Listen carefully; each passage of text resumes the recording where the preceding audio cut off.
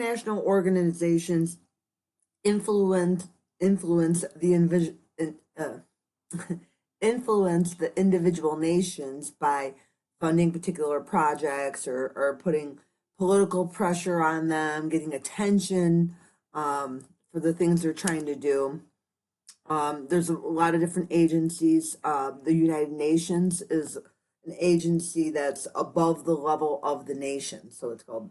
Um, uh, it's basically in order to join, the countries have to give up some of their sovereignty. So the United Nations sponsors conferences and coordinates treaties. They publish a lot of research. They have programs specific to the environment and climate change. They house the IPCC, which is the Intergovernmental Panel on Climate Change. So they do research and outreach. They provide information. Um, we also have agencies, international agencies like the World Bank, and they provide funding for economic development, things like dams and irrigation projects. But they're often criticized, saying that their projects are unsustainable or environmentally damaging. The European Union, they basically, their goal is to promote Europe's unity and economic and social progress. They can sign treaties that are binding for all the countries in the union and enact regulations that the countries have to abide by. But they often see environmental regulations as barriers to trade. And these types of organizations, their goal is to reduce barriers to trade. So they sometimes strike down the individual regulations that each nation has concerning the environment. And that's a real problem. The World Trade Organization is another one that causes environmental problems.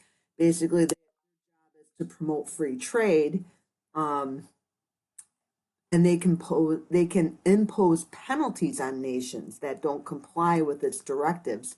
But they're another agency that interprets environmental laws as an unfair barrier to trade. For instance, the U.S. EPA passed a regulation saying that we would burn cleaner burning fuels like fossil fuels, gasoline. And the types of pollutants from the gasoline will vary from deposit to deposit. Well, Brazil and Venezuela, their oil is dirtier oil in a way, and they filed a complaint against the United States, and we dropped that regulation. So the WTO tends to aggravate environmental problems. Um, so, like I said, a lot of these international treaties can weaken environmental protections. Um, NAFTA, investors can sue a country for lost profits, and Canada sued the United States when they banned our beef, or we banned their beef after finding mad cow in Canadian cows.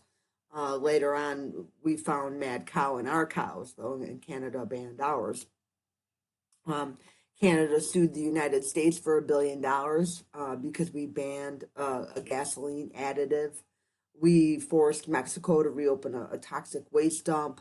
So a lot of these international treaties don't help the environment. Another international agency that influences governments, we call them NGOs. They're non-governmental organizations. Um, they may or may not get involved politically, but they often try to shape policy through research and education, sometimes protests. Greenpeace is known for its protests. Other organizations may um, buy tracts of land that, like I said, they'll conduct their own research. Um, however, we need to get an environmental policy passed for certain issues, right? Um, it can be hard to get a policy in place for an issue we have. Now, theoretically, everyone in the United States has a voice, but basically, money is power in the United States, and some people and organizations are more powerful than others. So the first thing we would do, right, say there's an environmental problem like in Tonawanda, near Tonawanda Coke. The first thing you have to do is really identify a problem. And this can be difficult